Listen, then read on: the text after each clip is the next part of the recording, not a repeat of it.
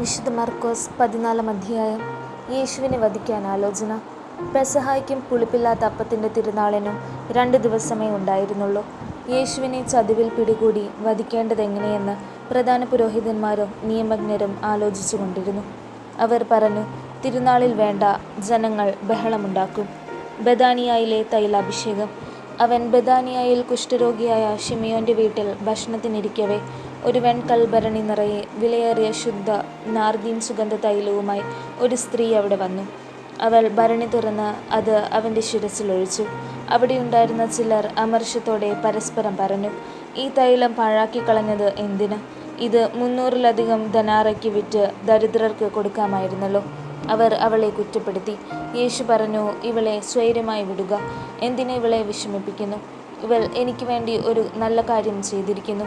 ദരിദ്രർ എപ്പോഴും നിങ്ങളോട് കൂടെയുണ്ട്. എപ്പോൾ വേണമെങ്കിലും അവർക്ക് നന്മ ചെയ്യാൻ സാധിക്കും. ഞാനാകട്ടെ എപ്പോഴും നിങ്ങളോട് കൂടെ ഉണ്ടായിരിക്കുകയില്ല. ഇവൾക്ക് സാധിക്കുന്നത് ഇവൾ ചെയ്തു. എൻ്റെ സംസ്കാരത്തിനു വേണ്ടി ഇവൾ എൻ്റെ ശരീരം മുൻകൂട്ടി തൈലം പൂശുകയാണ് ചെയ്തത്.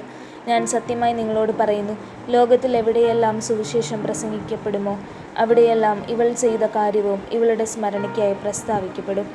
യൂദാസിൻ്റെ വഞ്ചന. 12 പേരിൽ ഒരുവനായ യൂദാസ് സ്കറിയോത്ത യേശുവിനെ ഒറ്റിക്കൊടുക്കാൻ വേണ്ടി പ്രധാന പുരോഹിതന്മാരുടെ അടുത്ത് ചെന്നു. അവർ ഇതറിഞ്ഞ് സന്തോഷിച്ച് അവന് പണം കൊടുക്കാമെന്ന് വാഗ്ദാനം ചെയ്തു. അവനെ എങ്ങനെ ഒറ്റിക്കൊടുക്കാമെന്ന് വിചാരിച്ച് അവൻ അവസരം പാർത്തിരുന്നു. പെസഹ ആചരിക്കുന്നു. പെസഹ ബലി അർപ്പിക്കുന്ന പുളിപ്പില്ലാത്ത അപ്പത്തിൻ്റെ 1-ാം ദിവസം ശിഷ്യന്മാർ യേശുവിനോട് ചോദിച്ചു, നിനക്ക് ഞങ്ങൾ എവിടെ പെസഹ ഒരുക്കണമെന്നാണ് നീ ആഗ്രഹിക്കുന്നത്? അവൻ 2 ശിഷ്യന്മാരെ അയച്ചുകൊണ്ട് പറഞ്ഞു, നിങ്ങൾ നഗരത്തിലേക്ക് ചെല്ലുക. ഒരു കുടം വെള്ളം ചുമന്നുകൊണ്ട് ഒരുവൻ നിങ്ങൾക്കെതിരെ വരും. അവനെ അനുഗമിക്കുക. അവൻ എവിടെ ചെന്ന് കയറുന്നുവോ അവിടുത്തെ ഗൃഹനാഥനോട് പറയുക, ഗുരു ചോദിക്കുന്നു, ഞാൻ എൻ്റെ ശിഷ്യന്മാരുമൊത്ത് പെസഹ ഭക്ഷിക്കുന്നതിന് എൻ്റെ വിരുന്നുശാല എവിടെയാണ്? സജ്ജീകൃതമായ ഒരു വലിയ മാളികമുറി അവർ കാണിച്ചു തരും. അവിടെ നമുക്ക് വേണ്ടി ഒരുക്കുക. ശിഷ്യന്മാർ പുറപ്പെട്ട് നഗരത്തിലെത്തി. അവൻ പറഞ്ഞിരുന്നതുപോലെ കണ്ടു. അവർ പെസഹ ഒരുക്കി. സന്ധ്യയായപ്പോൾ അവൻ 12 പേരും ഒരുമിച്ച് വന്നു. അവർ ഭക്ഷണത്തിനിരിക്കുമ്പോൾ യേശു പറഞ്ഞു, ഞാൻ സത്യമായി നിങ്ങളോട് പറയുന്നു, എന്നോടൊപ്പം ഭക്ഷണം കഴിക്കുന്ന നിങ്ങളിലൊരുവൻ എന്നെ ഒറ്റുകൊടുക്കും. അവർ ദുഃഖിതരായി. അത് ഞാനല്ലല്ലോ എന്ന് ഓരോരുത്തരും അവനോട് ചോദിക്കാൻ തുടങ്ങി. അവൻ പറഞ്ഞു, 12 പേരിൽ എന്നോടൊപ്പം പാത്രത്തിൽ കൈമുക്കുന്നവൻ തന്നെ. മനുഷ്യപുത്രൻ തന്നെക്കുറിച്ച് എഴുതപ്പെട്ടിരിക്കുന്നത് പോലെ പോകുന്നു. എന്നാൽ മനുഷ്യപുത്രനെ ഒറ്റിക്കൊടുക്കുന്നവന് ദുരിതം. ജനിക്കാതിരുന്നെങ്കിൽ അവന് നന്നായിരുന്നു. പുതിയ ഉടമ്പടി. അവർ ഭക്ഷിച്ചുകൊണ്ടിരുന്നപ്പോൾ യേശു അപ്പമെടുത്ത് ആശീർവദിച്ച് മുറിച്ച് അവർക്ക് നൽകിക്കൊണ്ട് അരുളി ചെയ്തു, ഇത് സ്വീകരിക്കുവിൻ, ഇത് എൻ്റെ ശരീരമാണ്. അനന്തരം പാനപാത്രമെടുത്ത് കൃതജ്ഞതാ സ്തോത്രം ചെയ്ത് അവർക്ക് നൽകി. എല്ലാവരും അതിൽ നിന്ന് പാനം ചെയ്തു. അവൻ അവരോട് അരുളി ചെയ്തു, ഇത് അനേകർക്ക് വേണ്ടി ചിന്തപ്പെടുന്നതും ഉടമ്പടിയുടേതുമായ എൻ്റെ രക്തമാണ്. സത്യമായി ഞാൻ നിങ്ങളോട് പറയുന്നു, ദൈവരാജ്യത്തിൽ ഞാൻ ഇത് നവമായി പാനം ചെയ്യുന്ന ദിവസം വരെ മുന്തിരിയുടെ ഫലത്തിൽ നിന്ന് ഇനി ഞാൻ കുടിക്കുകയില്ല. സ്തോത്രഗീതം ആലപിച്ചതിനു ശേഷം അവർ ഒലിവുമലയിലേക്ക് പോയി. പത്രോസ് ഗുരുവിനെ നിഷേധിക്കും. യേശു അവരോട് പറഞ്ഞു, നിങ്ങൾക്കെല്ലാവർക്കും ഇടർച്ചയുണ്ടാകും. ഞാൻ ഇടയനെ അടിക്കും, ആടുകൾ ചിതറിപ്പോകും എന്ന് എഴുതപ്പെട്ടിരിക്കുന്നു. ഞാൻ ഉയർപ്പിക്കപ്പെട്ടതിനു ശേഷം നിങ്ങൾക്ക് മുമ്പേ ഗലീലയിലേക്ക് പോകും. പത്രോസ് പറഞ്ഞു, എല്ലാവരും ഇടറിയാലും ഞാൻ ഇടറുകയില്ല. യേശു അവനോട് പറഞ്ഞു, സത്യമായി ഞാൻ നിന്നോട് പറയുന്നു, ഇന്ന് ഈ രാത്രിയിൽ തന്നെ കോഴി 2 പ്രാവശ്യം കൂവുന്നതിന് മുമ്പ് നീ എന്നെ 3 പ്രാവശ്യം നിഷേധിച്ച് പറയും. അവൻ തറപ്പിച്ച് പറഞ്ഞു, നിന്നോടുകൂടെ മരിക്കേണ്ടി വന്നാലും ഞാൻ നിന്നെ നിഷേധിക്കുകയില്ല. അങ്ങനെ തന്നെ എല്ലാവരും പറഞ്ഞു. ഗത്സമനിയിൽ പ്രാർത്ഥിക്കുന്നു. അവർ ഗത്സമനി എന്ന് വിളിക്കപ്പെടുന്ന സ്ഥലത്തെത്തി. അവൻ ശിഷ്യന്മാരോട് പറഞ്ഞു, ഞാൻ പ്രാർത്ഥിക്കുമ്പോൾ നിങ്ങളിവിടെ ഇരിക്കുവിൻ. അവൻ പത്രോസിനെയും യാക്കോബിനെയും യോഹന്നാനെയും കൂടെ കൊണ്ടുപോയി. പര്യാകുലനാകാനും അസ്വസ്ഥനാകാനും തുടങ്ങി. അവൻ അവരോട് പറഞ്ഞു, എൻ്റെ ആത്മാവ് മരണത്തോളം ദുഃഖിതമായിരിക്കുന്നു. നിങ്ങൾ ഇവിടെ ഉണർന്നിരിക്കുവിൻ. അവൻ അല്പദൂരം മുന്നോട്ട് ചെന്ന് നിലത്ത് വീണ്, സാധ്യമെങ്കിൽ ആ മണിക്കൂർ തന്നെ കടന്നു പോകട്ടെ എന്ന് പ്രാർത്ഥിച്ചു. അവൻ പറഞ്ഞു, ആബ്ബാ പിതാവേ, എല്ലാം അങ്ങേക്ക് സാധ്യമാണ്. ഈ പാനപാത്രം എന്നിൽ നിന്ന് മാറ്റിത്തരണമേ. എന്നാൽ എൻ്റെ ഹിതമല്ല, അങ്ങയുടെ ഹിതം മാത്രം. അനന്തരം അവൻ വന്ന് അവർ ഉറങ്ങുന്നത് കണ്ട് പത്രോസിനോട് ചോദിച്ചു, ശിമയോനെ, നീ ഉറങ്ങുന്നുവോ? 1 മണിക്കൂർ ഉണർന്നിരിക്കാൻ നിനക്ക് കഴിഞ്ഞില്ലേ? പ്രലോഭനത്തിൽ അകപ്പെടാതിരിക്കാൻ ഉണർന്നിരുന്ന് പ്രാർത്ഥിക്കുവിൻ. ആത്മാവ് സന്നദ്ധമെങ്കിലും ശരീരം ബലഹീനമാണ്. അവൻ വീണ്ടും പോയി അതേ വചനം പറഞ്ഞ് പ്രാർത്ഥിച്ചു. തിരിച്ചു വന്നപ്പോൾ അവർ ഉറങ്ങുന്നതാണ് കണ്ടത്. അവരുടെ കണ്ണുകൾ നിദ്രാഭാരമുള്ളവയായിരുന്നു. അവനോട് എന്ത് മറുപടി പറയണമെന്ന് അവർക്ക് അറിഞ്ഞുകൂടായിരുന്നു. അവൻ മൂന്നാമതും വന്ന് അവരോട് പറഞ്ഞു, ഇനിയും നിങ്ങൾ ഉറങ്ങി വിശ്രമിക്കുന്നുവോ? മതി, സമയമായിരിക്കുന്നു. ഇതാ മനുഷ്യപുത്രൻ പാപികളുടെ കൈകളിൽ ഏൽപ്പിക്കപ്പെടുന്നു. എഴുന്നേൽക്കുവിൻ, നമുക്ക് പോകാം. ഇതാ എന്നെ ഒറ്റിക്കൊടുക്കുന്നവൻ അടുത്തെത്തിയിരിക്കുന്നു. യൂദാസ് ഒറ്റിക്കൊടുക്കുന്നു. അവൻ സംസാരിച്ചു കൊണ്ടിരിക്കുമ്പോൾ തന്നെ 12 പേരിൽ ഒരുവനായ യൂദാസ് അവിടെ എത്തി. അവനോടുകൂടെ പ്രധാന പുരോഹിതന്മാരുടെയും നിയമജ്ഞരുടെയും ജനപ്രമാണികളുടെയും അടുത്തുനിന്ന് വാളും വടിയുമായി ഒരു ജനക്കൂട്ടവും വന്നിരുന്നു. ഒറ്റുകാരൻ അവർക്ക് ഒരടയാളം നൽകിയിരുന്നു. ഞാൻ ആരെ ചുംബിക്കുന്നുവോ അവൻ തന്നെ, അവനെ പിടിച്ച് സുരക്ഷിതമായി കൊണ്ടുപോയിക്കൊള്ളുക. അവൻ യേശുവിനെ സമീപിച്ച് ഗുരോ എന്ന് വിളിച്ചുകൊണ്ട് അവനെ ഗാഢമായി ചുംബിച്ചു.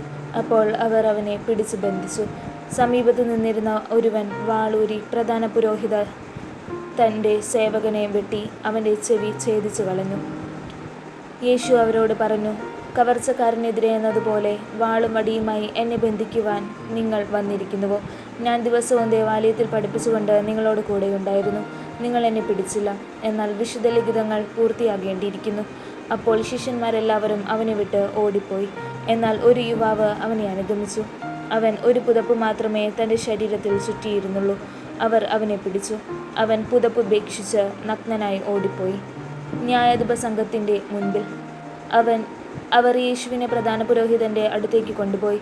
എല്ലാ പുരോഹിത പ്രമുഖന്മാരും ജനപ്രമാണികളും നിയമജ്ഞരും ഒരുമിച്ച് കൂടി. പത്രോസ് പ്രധാന പുരോഹിതൻ്റെ മുറ്റം വരെ അവനെ അല്പം അകലെയായി അനുഗമിച്ചു. പിന്നീട് അവൻ പരിചാരകരോടൊപ്പം തീ കാഞ്ഞുകൊണ്ടിരുന്നു. പുരോഹിത പ്രമുഖന്മാരും ന്യായാധിപ സംഘം മുഴുവനും യേശുവിനെ വധിക്കുന്നതിന് അവനെതിരെ സാക്ഷ്യം അന്വേഷിച്ചു. പക്ഷേ അവർ കണ്ടെത്തിയില്ല. പലരും അവനെതിരെ കള്ളസാക്ഷ്യം പറഞ്ഞെങ്കിലും അവ തമ്മിൽ പൊരുത്തപ്പെട്ടില്ല.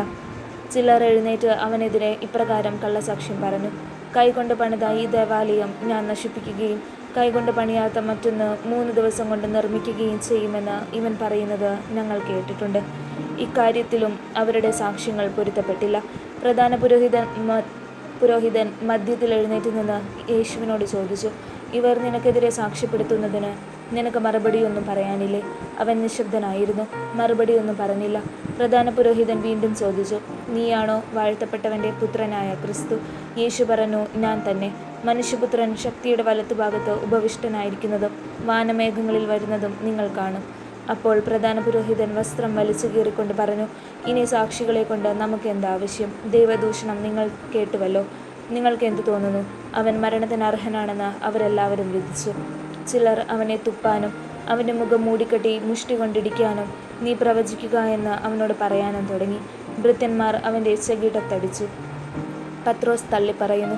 പത്രോസ് താഴെ മുറ്റത്തിരിക്കുമ്പോൾ പ്രധാന പുരോഹിതൻ്റെ പരിചാരികമാരിൽ ഒരുവൾ വന്ന് അവൻ തീ കാഞ്ഞുകൊണ്ടിരിക്കുന്നത് കണ്ട് അവനെ നോക്കി പറഞ്ഞു, നീയും നസ്രായനായ യേശുവിൻ്റെ കൂടെയായിരുന്നല്ലോ. അവനാകട്ടെ, നീ പറയുന്നതെന്തെന്ന് ഞാൻ അറിയുന്നില്ല, എനിക്ക് മനസ്സിലാകുന്നുമില്ല എന്ന് നിഷേധിച്ച് പറഞ്ഞു. പിന്നെ അവൻ പുറത്ത് പടിവാതിൽക്കലേക്ക് പോയി. ആ പരിചാരിക അവനെ പിന്നെയും കണ്ടപ്പോൾ അടുത്തു നിന്നവരോട് പറഞ്ഞു, ഇവൻ അവരിൽ ഒരുവനാണ്. ആ പരിചാരിക അവനെ പിന്നെയും കണ്ടപ്പോൾ അടുത്തു നിന്നവരോട് പറഞ്ഞു, ഇവൻ അവരിൽ ഒരുവനാണ്. അവൻ വീണ്ടും അത് നിഷേധിച്ചു. അല്പം കഴിഞ്ഞപ്പോൾ അടുത്തു നിന്നവർ പത്രോസിനോട് പറഞ്ഞു, നിശ്ചയമായും നീ അവരിൽ ഒരുവനാണ്. നീയും ഗലീലയക്കാരനാണല്ലോ. നിങ്ങൾ പറയുന്ന ആ മനുഷ്യനെ ഞാൻ അറിയുന്നില്ല എന്ന് പറഞ്ഞ് അവൻ ശപിക്കാനും ആണയിടുവാനും തുടങ്ങി. ഉടൻ തന്നെ കോഴി 2-ാം പ്രാവശ്യം കൂവി. കോഴി 2 പ്രാവശ്യം കൂവുന്നതിനു മുമ്പ് നീ 3 പ്രാവശ്യം എന്നെ നിഷേധിക്കുമെന്ന് യേശു പറഞ്ഞ വാക്ക് അപ്പോൾ പത്രോസ് ഓർമ്മിച്ചു. അവൻ ഉള്ളുരുകി കരഞ്ഞു.